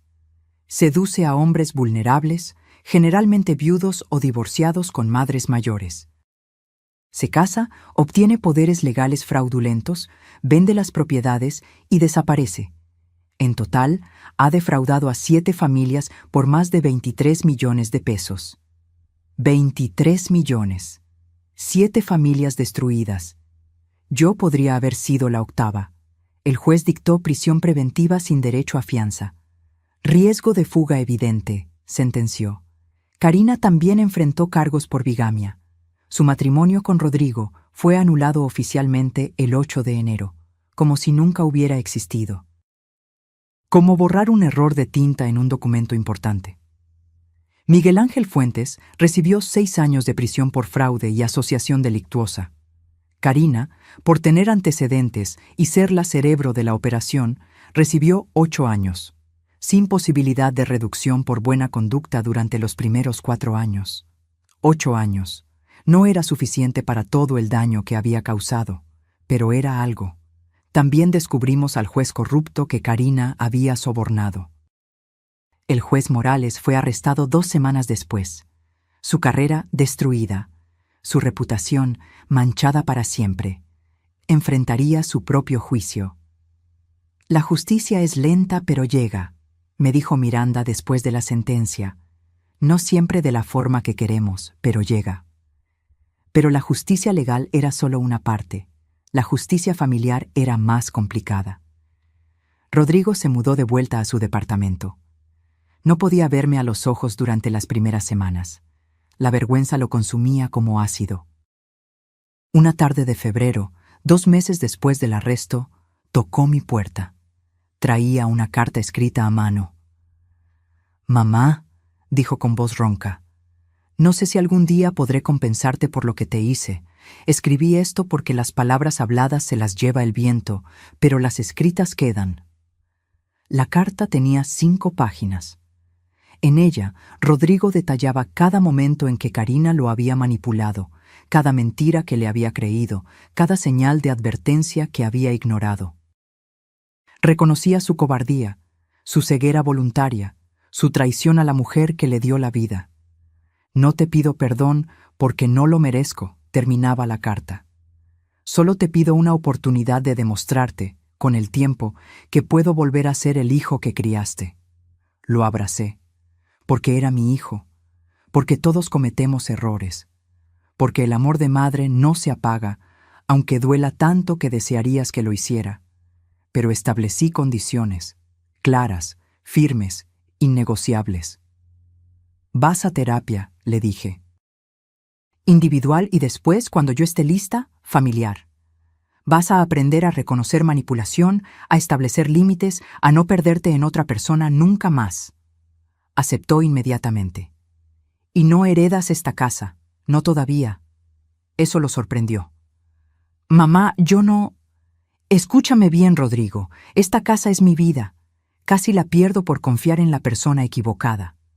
Voy a crear un nuevo testamento, uno donde Matías herede directamente cuando yo me vaya».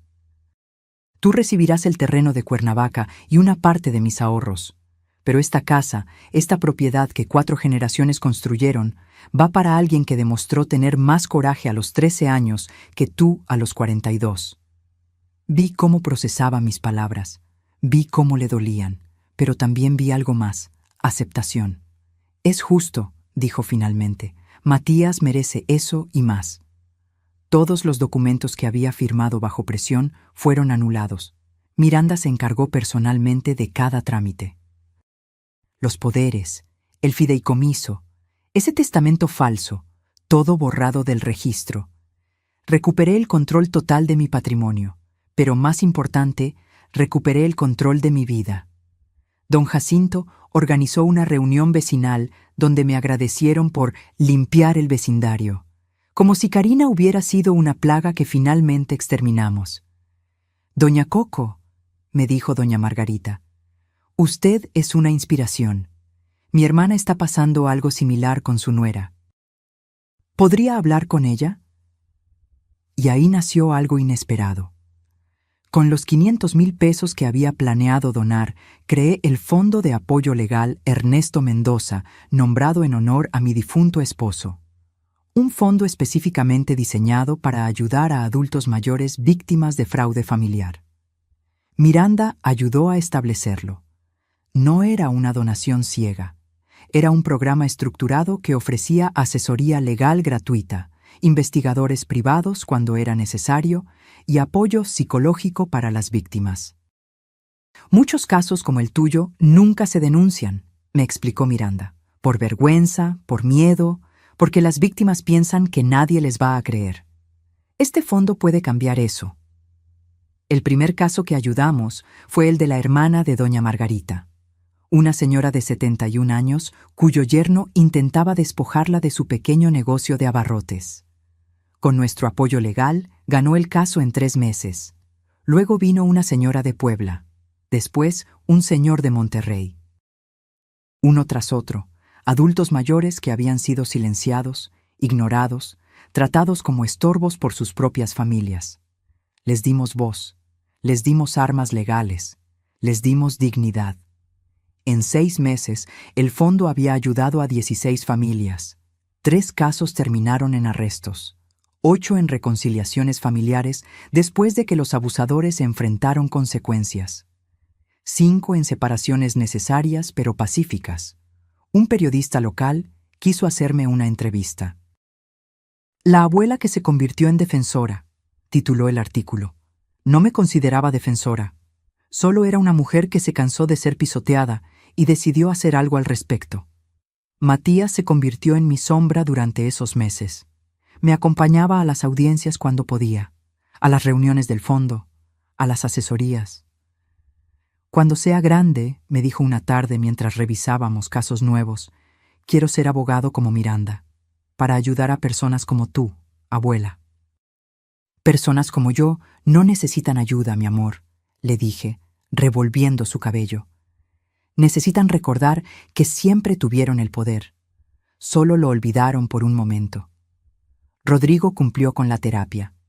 Fue religiosamente durante 6 meses antes de pedirme que lo acompañara a una sesión familiar. La terapeuta era una mujer sabia de unos 50 años que no endulzaba nada. «Socorro», me dijo después de escuchar nuestra historia. «¿Qué necesitas de tu hijo para poder confiar nuevamente en él?» Pensé cuidadosamente antes de responder. Necesito verlo defender a alguien más vulnerable que él. Necesito ver que aprendió la lección no solo conmigo, sino con el mundo. Y Rodrigo lo hizo. Se unió como voluntario al fondo, ayudando con trabajos de construcción gratuitos para las víctimas, reparando casas dañadas por familiares abusivos, usando su profesión de arquitecto para algo más grande que su ego. No perdoné rápido. No olvidé. Pero lentamente, mes tras mes, empecé a ver al hijo que crié emerger de las cenizas del hombre que casi lo pierdo. La justicia no siempre es un martillazo rápido. A veces es el lento proceso de reconstruir lo que el odio destruyó. Junio llegó con sus jacarandas floreciendo por toda la Ciudad de México, pintando las calles de violeta. Hacía exactamente un año que Karina Salazar había entrado a mi vida. Hacía 6 meses que la había sacado de ella para siempre. Esta mañana me levanté temprano, como siempre. Pero ya no con ese peso en el pecho que cargué durante meses. Ahora respiraba completo, profundo, libre. Mi casa había vuelto a ser mía. Completamente. Recuperé mi taller de costura. Rodrigo mismo ayudó a mover los muebles de regreso. Pintó las paredes de ese amarillo suave que siempre me gustó.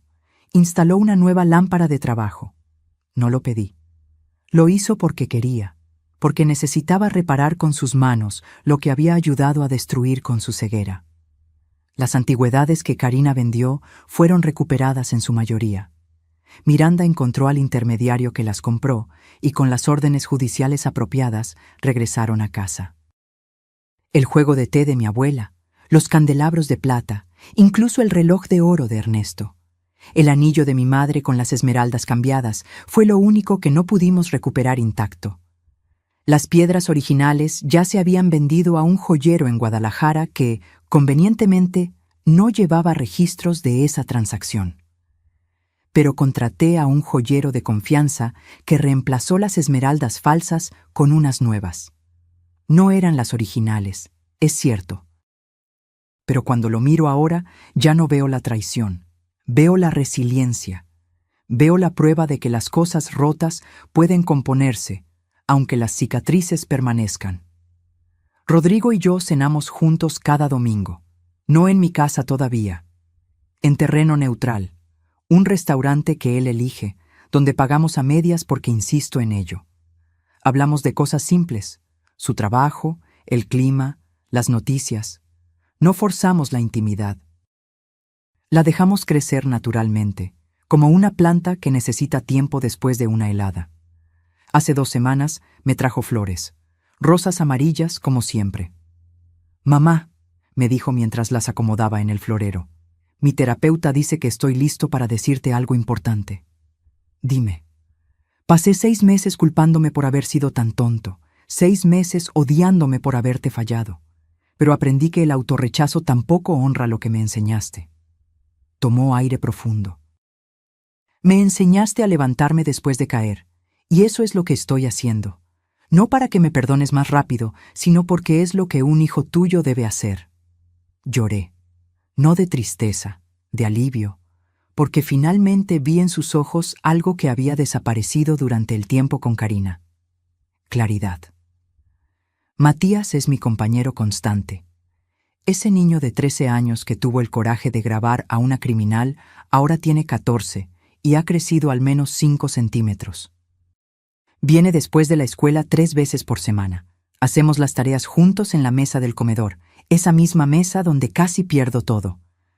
«Abuela», me dijo ayer mientras comíamos galletas de avena recién horneadas, «en la escuela están estudiando casos legales famosos. Les conté nuestra historia. La maestra dijo que eres una heroína». «No soy heroína, mi amor. Solo soy una mujer que se negó a ser víctima. Eso es exactamente lo que hace a alguien heroína». El Fondo de Apoyo Legal, Ernesto Mendoza, ha crecido más de lo que imaginé. Ya no solo ayudamos con recursos legales. Creamos talleres sobre cómo reconocer manipulación financiera, cómo proteger patrimonios, cómo establecer límites saludables con familiares tóxicos. Don Jacinto donó 20,000 pesos. Leticia, otros 30,000. Pequeñas contribuciones que sumadas se volvieron grandes. En 6 meses, el fondo tiene 280,000 pesos adicionales a mi inversión inicial. Hemos ayudado a 43 familias, 43 personas que ya no se sienten locas, débiles o solas. Una señora de 72 años me escribió una carta la semana pasada. Decía: «Gracias por demostrarme que nunca es tarde para rugir». Esa frase se quedó conmigo. La tengo pegada en mi refrigerador. Esta tarde, mientras preparaba mi rosca de Reyes, sí, en junio, porque Matías la pidió y yo ya no espero ocasiones especiales para hacer las cosas que amo, sonó el timbre. Por un segundo, solo un segundo, mi cuerpo se tensó. Ese reflejo de miedo que Karina dejó implantado en mi sistema nervioso. pero respiré profundo y abrí la puerta. Era el cartero con un paquete. Nada más, nada aterrador, solo la vida normal que tanto había extrañado. Karina sigue en prisión. A veces pienso en ella. Me pregunto si entiende el daño que causó o si solo lamenta haber sido atrapada. Probablemente lo segundo. No la odio. El odio requiere energía que ya no quiero desperdiciar. Simplemente la borré de mi vida como se borra un error, reconociendo que existió, aprendiendo de él y siguiendo adelante. Esta noche, después de que Matías se fuera a casa y Rodrigo llamara para desearme buenas noches como hace ahora cada día, me senté en mi sala, en ese sillón de terciopelo verde olivo que fue de mi abuela. Miré alrededor. Las paredes que casi pierdo, los muebles que casi me arrebatan, la vida que casi me roban. Pero la palabra clave en todas esas oraciones es casi. Casi, pero no. Tomé la fotografía de Ernesto de la Repisa, la misma que miré aquella noche cuando toqué fondo y decidí dejar de ser víctima. Lo hice, mi amor, le susurré. Protegí lo nuestro, protegí nuestra familia, y aunque dolió, aunque casi me rompo, al final prevalecimos. Y en ese momento de quietud, sentada en mi casa recuperada, con el olor a rosca recién horneada llenando el aire, entendí algo profundo. La verdadera riqueza nunca estuvo en las paredes de esta casa o en los metros cuadrados de terreno. Estuvo en la dignidad que me negué a entregar, en el amor propio que decidí defender, en la fortaleza que descubrí cuando creí que ya no me quedaba ninguna. Porque al final, pueden quitarte propiedades, pueden robarte objetos, pueden intentar arrebatarte tu cordura, pero lo que no pueden quitarte es quién decides ser cuando todo se derrumba. Y yo decidí ser una leona. Reflexión final. Si esta historia tocó algo dentro de ti, si te hizo pensar en tu propia familia, en tus propios límites, en tu propia fuerza dormida, déjame un comentario contándome de dónde me estás viendo. Escribe tu país, tu ciudad, porque historias como esta no conocen fronteras. El abuso familiar, la manipulación, la necesidad de defender nuestra dignidad. Son luchas universales. Dale like si crees que nunca es tarde para defenderse. Suscríbete si quieres seguir escuchando historias de personas reales que encontraron el valor de rugir cuando el mundo esperaba que se quedaran calladas.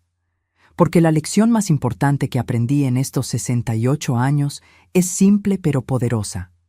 Nunca es demasiado tarde para recordar quién eres. Nunca eres demasiado vieja para pelear por lo que te pertenece. Y sobre todo, nunca permitas que nadie te quite aquello que no se puede comprar con dinero: tu dignidad. Soy Socorro Mendoza. Tengo 68 años y todavía tengo mucho rugido que dar. Fin.